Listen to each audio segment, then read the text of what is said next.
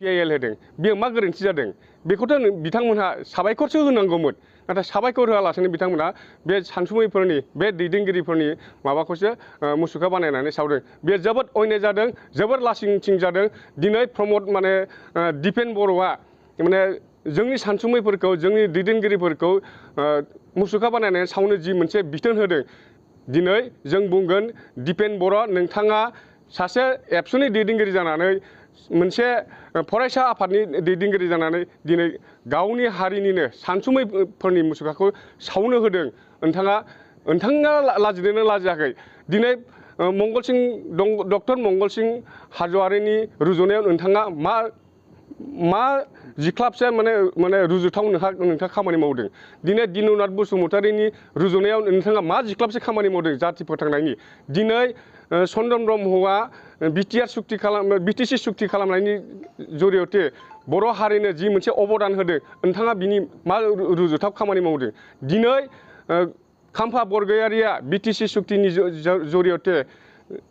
बर' जातिनो जि मोनसे अबदान होदों बे अबदानजों नोंथाङा रुजुथावथाव मा खामानि मावदों दिनै नोंथाङा लाजिनांगौमोन नोंथाङा साबायखरसो होनांगौमोन बिथांमोनखौ जे नोंथांमोना 2020 सननि 27 जानुवारियाव भारत सरकार आरो आसाम सरकारनि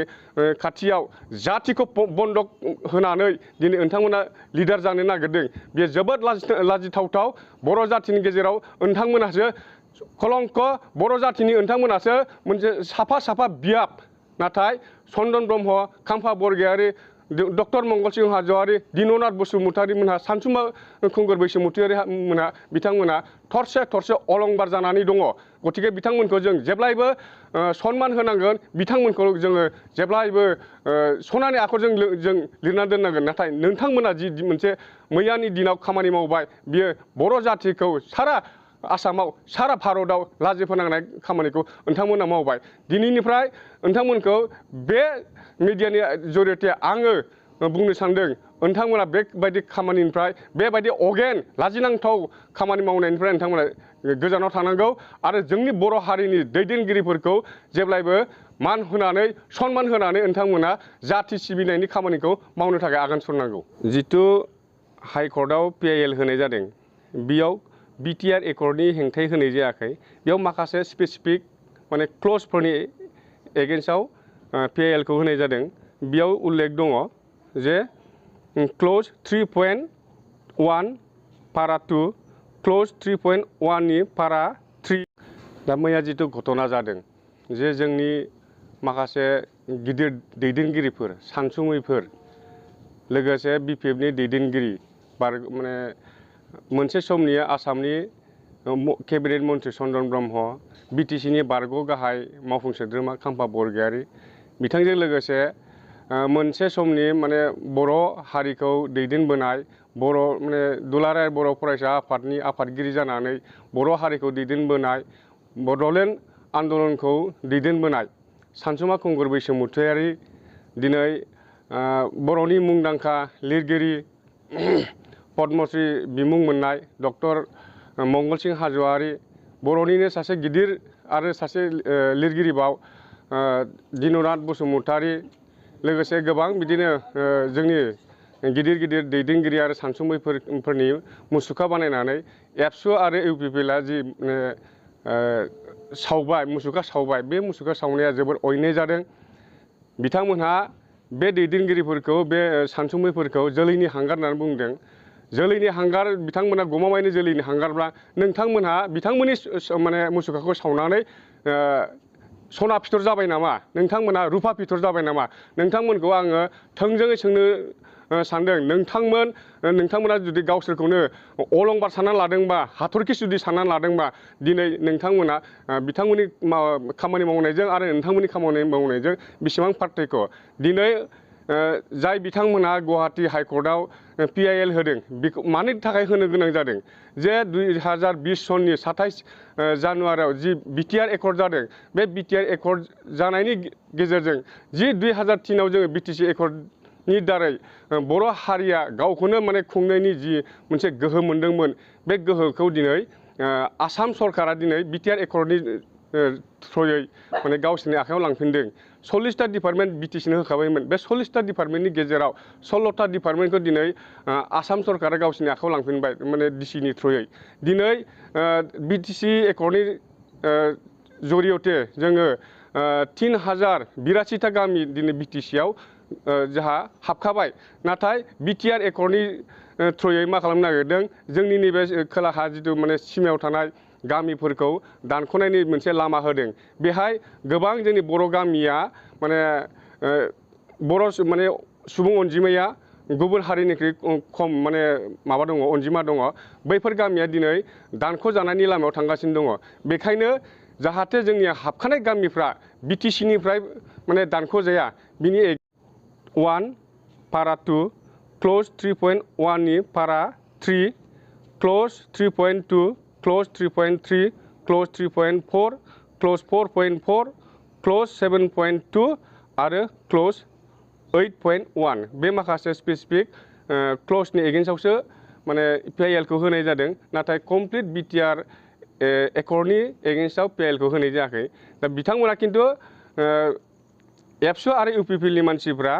बिटिआर एकर्डनि एगेन्स्टआव माने पिआइएल होदों होननानै रायजो राजाखौ दिनै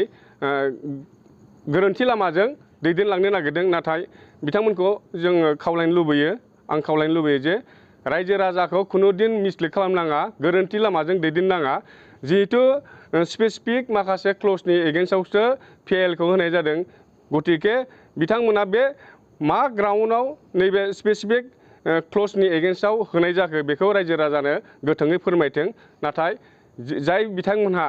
जोंनि दैदेनगिरि आरो सानसुमैफ्रा नैबे स्पेसिफिक क्ल'जनि एगेन्स्टआव पिआइएलखौ होदों नैबे स्पेसिफिक माखासे क्ल'जफ्रा माने दानि जोंनि बिटिसि जिथु 2003आव मोनखानाय जोंनि बिटिसि आरो जोंनि बर' हारिनि थामोनथाखौ माने खहा खालामगोन बिनि थाखायनो नैबे स्पेसिफिक केसफोर माने क्ल'जफोरनि एगेन्स्टआव जोंनि बे दैदेनगिरि आरो सानसुमैफ्रा गुवाहाटी हाइकर्टआव नैबे पिआइएलखौ होनाय जादों गामिनि सासे सोद्रोमा जिल्ला जों दा बङाइगाव गोलैयो दा जोङो हाबोब्ला चिराङाव गोलैगोन आरो आदसा बिथांमोना पिआइएलखौ मोजाङै बुजियाखै आरो बिथांहा जोंनि गामियाव फैनानै जोंनि गेदेमा सानसुमाफोरनि एगेन्स्टआव बिथांमोननि सान्थौखौ नोरसाद खालामनानै जोंनि गामियाव फैनानै साधारन बे गामिनि मानसिफोरखौ माबा माबि बिदि बेरेखा बेरेखि खोथा बुंनानै फाव फान्दायनानै जोंनि गामिफोराव बहुद नानानथा बेबायदि बुंफैदों जे नोंथांमोनहा बिटिसिआव हाबनो मोनबायमोन नोंथांमोना बिटिसिआव हाबनायखौ नोंथांमोननि गामिनिनो डक्टर दिननाथ बिथाङा जोलैनि हांगार नोंथांमोननि गामियाव हाबनायखौ होबथादों बेबायदि नानानथा बाथ्रा बुंनानै बिथांमोना गामियाव मोनसे हुलुस्थुल मोनसे परिबेस खालामफैदों दा बिनि गेजेराव जोंनि गामिनि मानसिफोरा रायजो राजाफोरा जाहाथे बिसोरनि फाव फान्दायनायाव बिसोरनि नानानथा भाषायाव गब'नो नाङा बे बाथ्राया नंखाय बिसोरनि बुंनायफोरा गासिबो नंखाय मानोना जोंहा मिथिगौ जोंनि मानाव गेदेर दिननाथ बसुमतारिया जोंनि गामिखौ बेसेबां गामियाव मोनसे हुलुस्थुल मोनसे परिबेस खालामफैदों दा बिनि गेजेराव जोंनि गामिनि मानसिफोरा रायजो राजाफोरा जाहाथे बिसोरनि फाव फान्दायनायाव बिसोरनि नानानथा भाषायाव गब'नो नाङा बे बाथ्राया नंखाय बिसोरनि बुंनायफोरा गासिबो नंखाय मानोना जोंहा मिथिगौ जोंनि मानाव गेदेर दिननाथ बसुमतारिया जोंनि गामिखौ बेसेबां अनो रायजो राजाखौ बेसेबां मोनो समाजखौ बेसेबां मोजां मोनो जों बयबो मिथियो दा बियो मालाबाबो जोंनि रायजोनि जोंनि गामिनि बेबायदि गाज्रि साननाय बा गाज्रि बेबायदि आखु बेबायदि मावा नोंथांमोनहा बेबायदि साननायनिफ्राय गोजानाव था आं बेखिनिखौनो बुङो जोंनि गामि हाबनो हायैयाथ' बे प्रसेसआवनो गैखाया बिथांमोना नंखाय प्रल'भन होनानै बुंबाय थायो बेफोरबायदि माबायाव प्रसेसआव खुनु माबायानो जायाखै खामानियानो जायाखै बे बाथ्राया गासैबो नंखाय दा नैबे पिआइएल होनायनि गेजेरजोंसो जोङो मिन्थिना मोनगोन जे जोंनि गामिया हाबमारगोन ना हाबमारा दा बेनि एगेन्स्टआवसो पिआइएलखौ होखादों बिनिखायनो जोङो मालाबाबो उल्था बेबायदि मालायनि फाव फान्दायनायाव सोरनिबा थुनायाव गरम जानानै नानानथा भाबना सिन्था धारना खालामनाङा गरम जानो नाङा पिआइएलआ बिटिसिआव हाबनायनि एगेन्स्टआव नङा पिआइएलआ बिटिसिआव हाबनायनि थाखायसो आसाम गभर्नमेन्टनि षड़यन्त्र बा सोरबा गाज्रि दैदेनगिरिफोरनि फाव फान्दायनायावसो बेफोरबायदि बाथ्राफ्रा ओंखारदों।